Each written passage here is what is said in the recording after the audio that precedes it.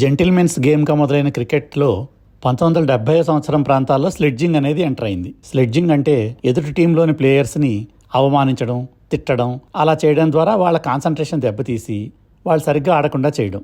ఇదొక game plan లాగా తయారైంది. ఈ స్లెడ్జింగ్లో ఆస్ట్రేలియా ఆటగాళ్లు బాగా ప్రావీణ్యం సంపాదించారు. తమ ఆపోజిట్ టీంలో ఎవరైనా ఒక బ్యాట్స్మెన్ బాగా ఆడుతున్నాడంటే వెంటనే అతన్ని స్లెడ్జింగ్ చేయడం స్టార్ట్ చేసేవారు. ఆస్ట్రేలియన్ క్రికెట్ టీంలో ఇది ఎంతగా పెరిగిపోయిందంటే ఇంకా వాళ్ళని అందరూ అగ్లీ ఆస్ట్రేలియన్స్ అని పిలవడం మొదలుపెట్టారు. రాడ్ మార్ష్, ఇయాన్ చాపెల్ వంటి వారు తమ ఆపోజిట్ టీం ప్లేయర్స్ని విపరీతంగా స్లెడ్జింగ్ చేసేవారు. వెస్టిండీస్ బ్యాట్స్మెన్ వివ్ రిచర్డ్స్ ఇలా స్లెడ్జింగ్ చేసే వాళ్ళకి తగిన గుణపాఠం చెప్పేవాడు. వాళ్ళు తనని ఎంతగా ఇన్సల్ట్ చేస్తే అంత పెద్ద పెద్ద షాట్లు కొట్టి వాళ్ళు తల వంచుకునేలా చేసేవాడు. దీనికి మంచి ఉదాహరణ ఏమిటంటే గ్లామోర్గాన్ టీంతో జరుగుతున్న ఒక కౌంటీ మ్యాచ్లో గ్రెగ్ థామస్ అనే బౌలరు వివ్ రిచర్డ్స్ని స్లెడ్జింగ్ చేయడం మొదలుపెట్టాడు.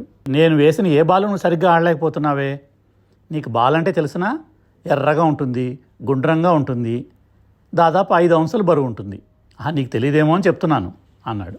అప్పుడు రిచర్డ్స్ నెక్స్ట్ బాల్లో ఒక హ్యూజ్ 6 కొట్టి ఆ బాలు క్రికెట్ గ్రౌండ్ అవతల ఉన్న ట్యాఫ్ నదిలో పడిపోయేలా చేశాడు.